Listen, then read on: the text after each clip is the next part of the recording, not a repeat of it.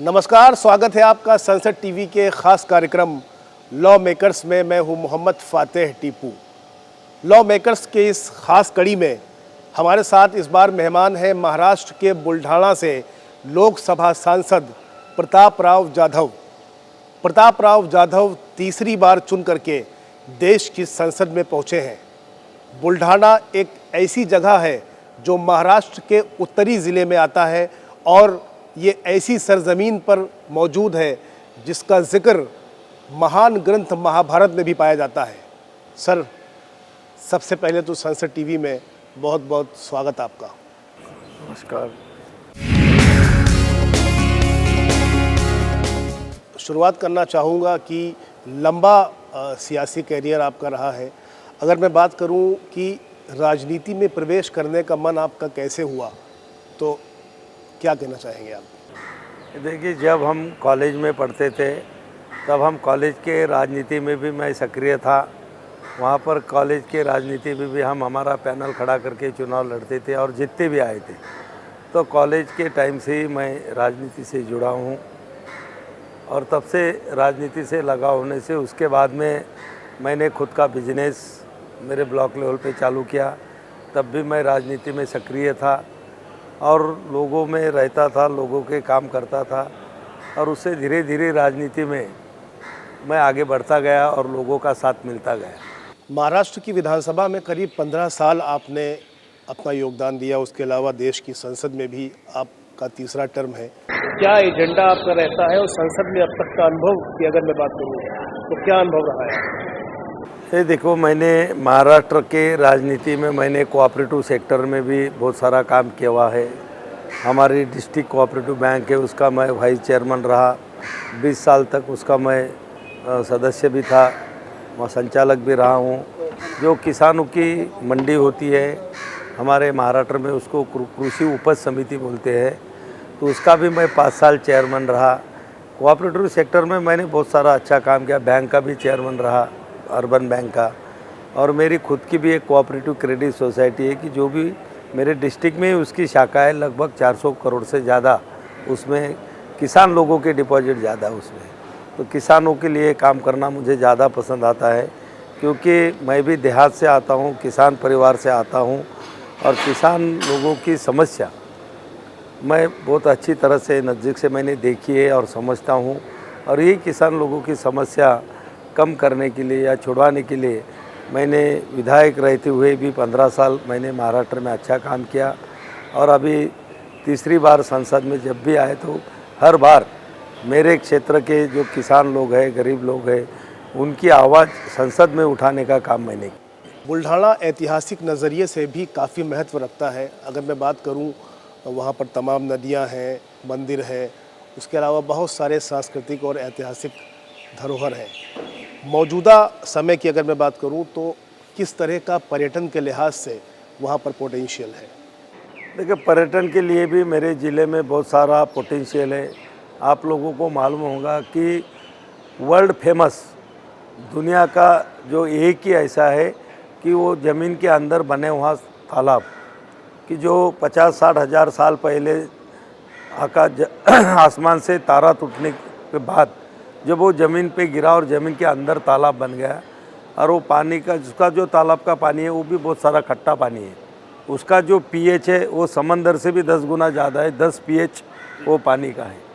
और वहाँ पर सब वर्ल्ड से लोग भी, वर्ल्ड फेमस होने के नाते पूरी दुनिया से लोग वहाँ पर उसके लिए आते हैं। तो पर्यटन उसके लिए भी बढ़ाने की हमारी कोशिश है। उसके बाद में हमारे महाराष्ट्र के जिन्होंने हिंदवी स्वराज्य की स्थापना की थी, छत्रपति शिवाजी महाराज, उनके माताजी का भी जन्मस्थान मेरे ही कॉन्स्टिट्यूंसी में है। वो हमारे ही घराने से, जाधव घराने से आती है। लखूजीराव राजे जाधव, उनकी वो लड़की थी, जाधव घराने से ही थी। उनकी शादी भोसले घराने में हुई थी और शिवाजी महाराज को उन्होंने ही शिक्षा दी थी। और एक अच्छा राजा के जिसका आदर्श पूरा दुनिया में लिया जाता है, ऐसा राजा उन्होंने बनाया था। ऐसा वो जीजा माता का जन्म स्थान वो भी मेरे कॉन्स्टिट्यूंसी में सिंदखेड़ राजा नगरी में है। और जो तीसरा जो मेन है वो हमारे संत गजानन महाराज कि शिरडी के साईं बाबा के कालीन वो संत है। साईं बाबा से भी वो 6 साल सीनियर थे।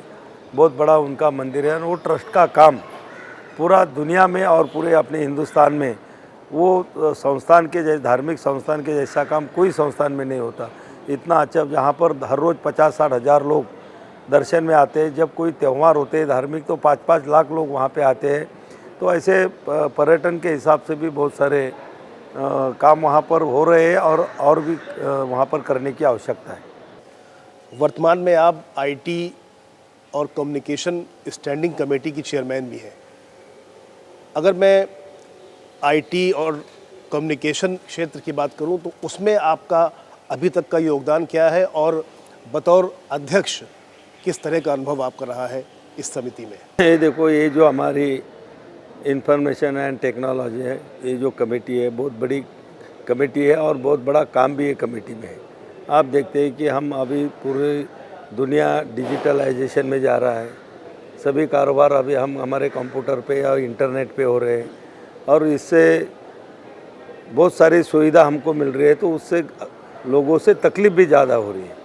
जैसे कि अभी बैंकिंग हो या हर क्षेत्र में हम हमारा आधार कार्ड लिंक करते हैं।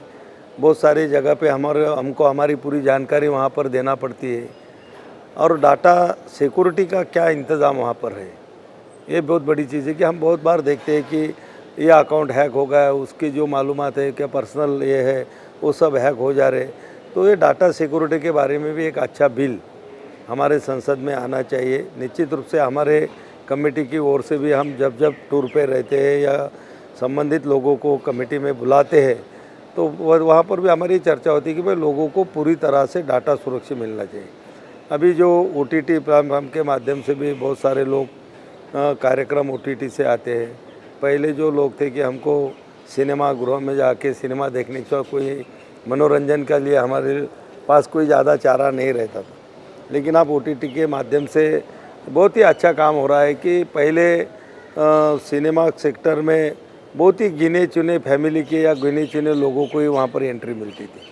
अब OTT के माध्यम से भी हमारे दूर दराज के देहातों के लोगों में भी जो स्किल है वो छोटी छोटी फिल्मों के माध्यम से, चाहे यूट्यूब हो या दूसरे कोई चैनल पे जब वो डालते हैं, इंस्टाग्राम है, फेसबुक है, इसके माध्यम से भी वो सारे लोग फेमस हो रहे हैं और अच्छे उनमें से जो गुण है वो उभर के वहाँ पर आ रहे हैं। तो वो लोगों के भी एक अच्छा प्लेटफॉर्म OTT के माध्यम से वहाँ पर बना है। ठीक है, कुछ लोगों की उसमें भी बहुत काम करने की आवश्यकता है कि OTT के नाम पर भी कुछ गलत चीज़ें वहाँ पर दिखाई जाती है, उस पर भी कैसे कंट्रोल लाना है और OTT के माध्यम से भी एक अच्छा परिवर्तन बोलो या OTT के माध्यम से अच्छा मनोरंजन का माध्यम जो लोगों में आप बहुत ही फेमस है, तो उसके लिए भी OTT के लिए भी क्या हम कर सकते, तो हमारी कमेटी में हम उस पर भी बहुत गहराई से हम लोग चर्चा करते हैं। बहुत सारे ऐसे विषय है कि उसमें IT कमेटी में हम काम कर रहे हैं। कमेटी के बारे में बड़े विस्तार से जानकारी दी आपने। चूँकि जो समितियां होती हैं एक तरह से मिनी पार्लियामेंट के रूप में भी जानी जाती हैं, वो तो थोड़ा समझाइए कि कमेटी किस तरह से जब अपनी रिपोर्ट पेश करती है सदन के पटल पर और वो कैसे वो देश के कोने कोने में जा कर के आंकड़े इकट्ठे करती है, अध्ययन करती है और किन संस्थाओं और किन एजेंसियों से वो संपर्क करती है जिससे तमाम वो चीज़ें जिस विषय पे समिति अध्ययन कर रही है उसको हासिल किया जाए और जो तथ्यात्मक चीज़ें हैं वो सदन के पटल पर रखा जाए। ये देखिए कि इसके पहले भी IT के पहले भी मैं 2.5 साल rural development and Panchayati Raj committee का चेयरमैन रह चुका हूँ। वो कमेटी को लेके भी हम पूरे देश में कम से कम 15-16 राज्यों में जाके आए और जब भी गांव में जाते थे तो हम सिर्फ बड़े शहरों में नहीं जाते थे, तो गांव के ग्राम पंचायत तक लोग हम जाते थे, टूर करते थे कि ग्राम पंचायत में काम कैसा चल रहा, केंद्र सरकार की योजनाएं जो होती है जो नीचे के लोगों के लिए होती है, ज़मीन स्तर के लोगों के लिए होती है, तो वो योजनाएं कैसी चल रही है, वो योजनाएं कार्यान्वित करने के लिए कोई दिक्कत आती है क्या, उसके लिए भी हम वहाँ पर उसमें सुझाव देते थे। ब्लॉक लेवल पे हम बैठकें करते थे, डिस्ट्रिक्ट लेवल पर भी बैठे थे, स्टेट लेवल पे भी बैठे थे। अब IT क्षेत्र में भी हमें करते हैं कि भाई IT के माध्यम से पूरे दुनिया में अगर हमको सभी डिजिटल इंडिया बनाना है, जो हमारे प्रधानमंत्री का सपना है कि हमें डिजिटल इंडिया बनाना है, तो डिजिटल इंडिया बनाना है तो गांव दूराज तक हमको इंटरनेट पहुंचाना है। बहुत सारे काम इंटरनेट पहुंचाने के चल रहे हैं, अभी बहुत सारे काम करना बाकी भी है। बहुत जगह पे इंटरनेट की सुविधा नहीं है, तो अच्छी ढंग से वहाँ पे नहीं मिल रही। तो उसके लिए भी हम अध्ययन करके मंत्रालय को हम सुझाव देते हैं। देखो, हमारा देश बहुत बड़ा है, हमारी जनसंख्या भी बहुत बड़ी है। सिर्फ अकेला मंत्री या वो डिपार्टमेंट के कोई जिन्हें कुछ अधिकारी ये सब के ऊपर कंट्रोल नहीं रह सकते या सबका अध्ययन अच्छी तरह से नहीं कर सकते। तो हमारी कमेटी उनको मदद करती है कि जो योजना बनाने में हम मदद करते हैं। जो भी पहले से योजना शुरू है उसमें अगर कोई खामियां हैं तो वो भी हम ढूंढ के दुरुस्त करने के लिए भी हम मंत्रालय को सुझाव देते हैं।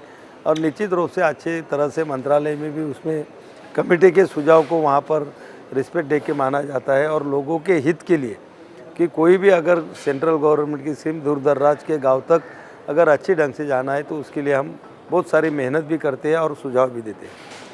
सर, एक सवाल उठता है कि वैसे तो संसद में जो नुमाइंदा होता है अपने अपने क्षेत्र का, उसके लिए तमाम जो मसले मसाइल हैं, मुद्दे हैं, वो बराबर होते हैं। आपसे अगर मैं पूछूं तो आपके लिए, आपके दिल के करीब कौन सा ऐसा मुद्दा है जो आप उसमें ज़्यादा करीब हैं और आप उसमें ज़्यादा जो है काम करना चाहते हैं, चाहे वो संसद के अंदर की बात मैं करूं या संसद के बाहर? ये देखो, जिस क्षेत्र से भी हम चुन के आते हैं या लोग हमें चुन के देते हैं तो लोगों की बहुत सारी अपेक्षाएं हमसे होती हैं। अभी मेरी बुल्ढाना कॉन्स्टिट्यूंसी के बारे में अगर बताने का रहा तो पिछले 100 साल से भी ज़्यादा सालों से एक रेल लाइन थी खमगांव से जालना, जो अंग्रेज़ के ज़माने में उसका काम शुरू हुआ था, लेकिन बाद में अंग्रेज़ जाने के बाद में वो काम पूरी तरह से बंद गिर गया। वो लाइन पूरी होना चाहिए, लोगों की बहुत मांग थी और हर चुनाव में ये मुद्दा बहुत ज़ोर शोर से उभर के आता था। मेरे पहले 2009 के लोकसभा के चुनाव में भी ये मुद्दा लेके हमने लड़े कि हम बिल्कुल कोशिश करेंगे, ये बनाएंगे।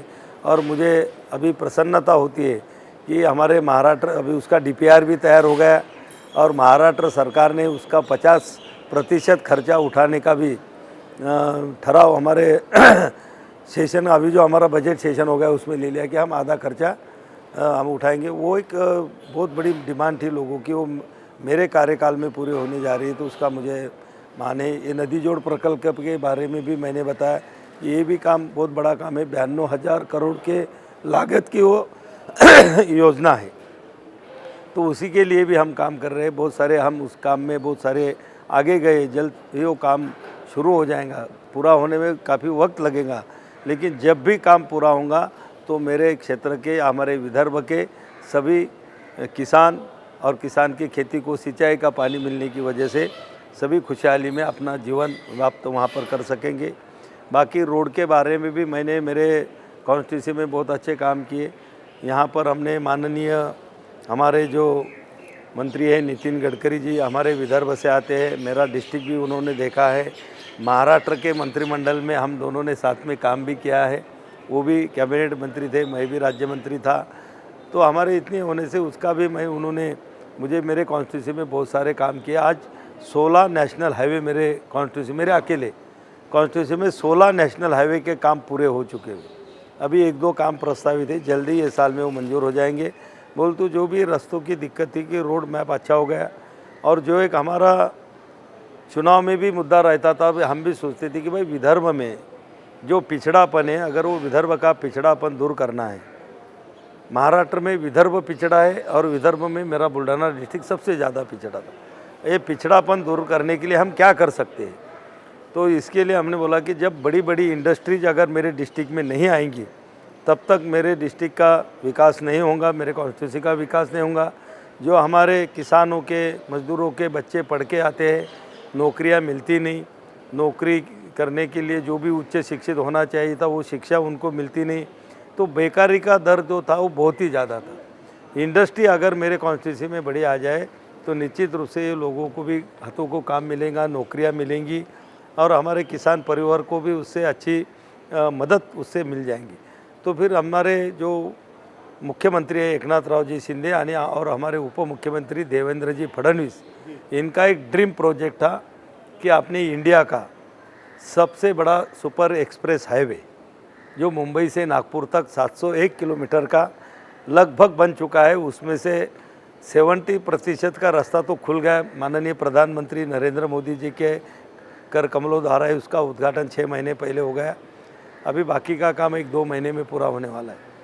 ये होने से क्या होगा कि पहले जब हम इंडस्ट्रीज वालों को या उद्योगपतियों से मिलते थे कि भाई हमारे क्षेत्र में आके कोई इंडस्ट्री खोलो, तो पहले बोलते थे कि भाई तुम्हारी कॉन्स्टिट्यूंसी इतनी इंटीरियर में है कि वहाँ पर ट्रांसपोर्टिंग सुविधा नहीं है, और हमें जब बड़ी या इंटरनेशनल इंडस्ट्री कोई डालना है तो उसके लिए जो भी मटेरियल लगता है, तो जो हमको कच्चा माल बोलते हैं, तो वो बाहर से परदेसी आता है, और उसमें जो भी पक्का माल वहाँ से तैयार होता है कि जो उनका प्रोडक्ट तैयार होता है वो भी परदेशों में हमको बेचना पड़ता है, और वो जाने के लिए हमको पानी का रास्ता ही सस्ता गिरता है, जहाज़ों से हमको भेजना पड़ता है।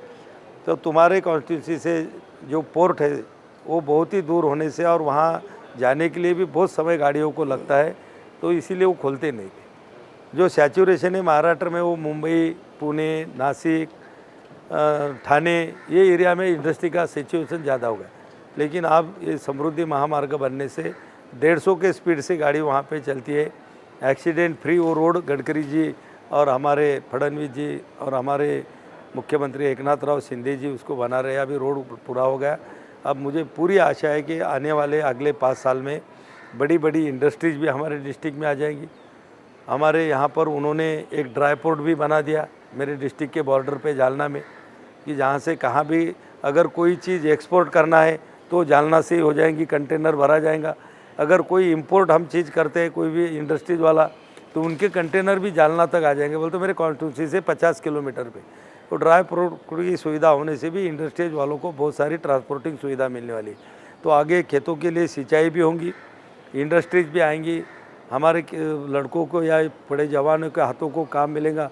तो निश्चित रूप से बहुत बड़ा बदलाव जो पिछड़ा जिला था उसमें देखने को मिले। सर, देश की सबसे बड़ी पंचायत में आप खड़े हैं, लगातार तीसरी बार आप चुन करके आए हैं।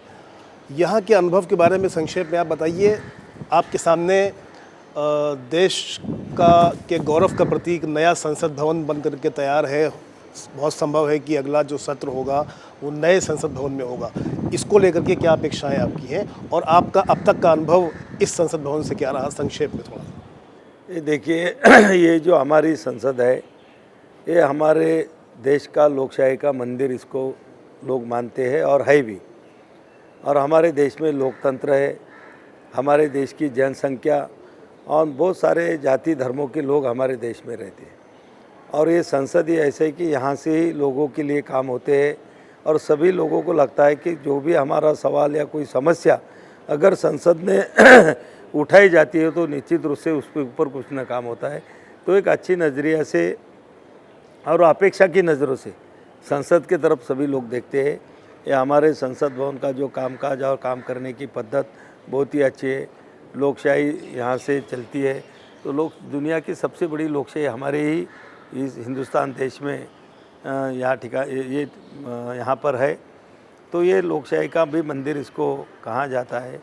और ये संसद में का जो काम करने का है, तो यहाँ पर पूरे देश से देखो, तुम संसद में अगर जाके ऊपर से अगर हाईलाइट करके देखेंगे तो पूरा हिंदुस्तान तुमको संसद में बैठे हुआ दिखेगा। पूरे जो कि हमारे राज्य है, केंद्र शासित प्रदेश है, वहाँ के प्रतिनिधि वहाँ बैठे रहते हैं। सभी जाति धर्मों के प्रतिनिधि जो चुन के आते हैं वही एक जगहों पर बैठे हुए देखते हैं, और सभी लोग वहाँ पर अच्छी डिबेट में भाग लेके अच्छे अच्छे कानून हमारे देश के लिए बनाते हैं। और देश अच्छी लोकशाही हमारी सुचारू रूप से कैसी चलती रहे, हमारे लोगों की प्रगति कैसी हो, और अच्छी सारी योजनाएं हमारे लोगों तक पहुंचा के हमारे लोगों का जो जीवन है वो आगे कैसा बढ़े, इसके लिए काम इस सांसद में किया जाता है। सर, चूँकि कार्यक्रम की समाप्ति की ओर हम आ रहे हैं धीरे धीरे, आखिरी सवाल ये है कि खेलों में भी काफ़ी रुचि आपको देखने को मिली। आप में खो खो है, कबड्डी है या क्रिकेट है, तो किस तरह का कार्यक्रम आप प्रतियोगिता की अगर मैं बात करूँ आप अपने क्षेत्र में कराते हैं, और इस व्यस्त जो शेड्यूल है आपका, इससे हट के आप खेलों के प्रति आप कैसे वक्त निकालते हैं? ये देखिए, आपको तो मालूम है कि महाराष्ट्र में मैं मंत्री था तो खेल मंत्रालय भी मेरे पास ही था, और उसी टाइम में हम देखते थे कि जो देहातों में शेष करके जो पहाड़ों में रहने वाले शेड्यूल ट्राइब होंगे, एससी होंगे, और हमारे देहात के किसानों के बच्चे कि उनमें भी खेल का बहुत बड़ा स्किल रहता था, बहुत अच्छे हुनर उनमें खेल के थे, चाहे कबड्डी हो, चाहे क्रिकेट हो, चाहे वॉलीबॉल हो, कुश्ती हो, सभी जगह से। तो फिर उस टाइम में जब मैं खेल मंत्री था तब महाराष्ट्र में हमने क्रीड़ा प्रबोधिनी करके स्कूल खोले थे हमने हर डिस्ट्रिक्ट वाइज, और हर स्कूल को हमने गेम दिए थे कि ये स्कूल में वहाँ पर देहातों में जाके बच्चों की इंटरव्यू होते थे वो लोगों से लेके कि वो कौन सा बच्चा कौन से खेल का हुनर रखता है या उसका कौन से खेल का हुनर उसमें कौन से खेल में इसको अगर प्रशिक्षित किया जाता है तो आगे जा सकता है। ये सब अच्छे अच्छे लोगों के माध्यम से एक देख के वो हम उनके इंटरव्यू देहातों में जाके लेकर उस डिस्ट्रिक्ट के स्कूल में लाते। तो उसका फ़ायदा अच्छा हो कि अभी महाराष्ट्र में आप देख रहे होंगे कबड्डी हो चाहे क्रिकेट हो चाहे वॉलीबॉल हो, सभी खेल के अच्छे बच्चे हमके उभर के आ रहे हैं जो नेशनल लेवल तक और इंटरनेशनल लेवल तक भी वो बच्चे अभी अपने देश का नाम भी आगे बढ़ा रहे हैं और अपना खुद का भी नाम वहाँ पर आगे बढ़ा रहे हैं। और हमारे कॉन्स्टिट्यूंसी में जो है कि हमारे जो कार्यकर्ता लोग हैं, हमारे जो युवा कार्यकर्ता है, तो वो भी साल में कई बार अलग अलग प्रतियोगिताएं रखते हैं। कभी क्रिकेट मैच रखते हैं तो हम उनको क्रिकेट मैच रखने के लिए सहयोग करते हैं। कभी कबड्डियों की मैच होती है उनके लिए हम सहयोग करते हैं।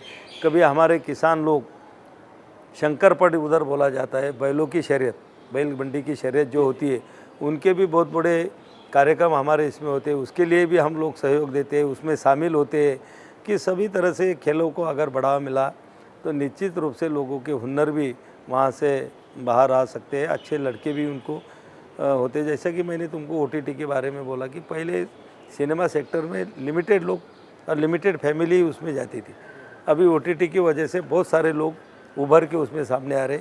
ऐसे ही हमारी क्रीड़ा प्रबोधनी और क्रीड़ा क्षेत्र से भी हमारे दूर दराज के ग्रामीण क्षेत्र के किसान के या गरीबों के बच्चे बेटियां भी उभर के आने की शुरुआत हो गई। सर बहुत बहुत शुक्रिया आपका। आपने तमाम मुद्दों पर संसद टीवी से बात की। आपने बताया कि किस तरह से आपने राजनीति में प्रवेश किया, कैसे आप छात्र जीवन में आए, कैसे विश्वविद्यालय में आए, उसके अलावा आप कैसे विधायक बने, मंत्री कैसे रहे और तमाम महाराष्ट्र से लेके विदर्भ तक और अपने क्षेत्र बुल्ढाना में कैसे आपने कार्य किया। बहुत बहुत शुक्रिया आपका संसद टीवी से बात करने के लिए और अपने अनुभव साझा करने के लिए। ये थे बुल्ढाना से लोकसभा सांसद प्रताप राव जाधव जी। फिलहाल इस खास पेशकश में इतना ही। मुझे दीजिए मेरी पूरी टीम के साथ इजाज़त। देखते रहिए संसद टीवी।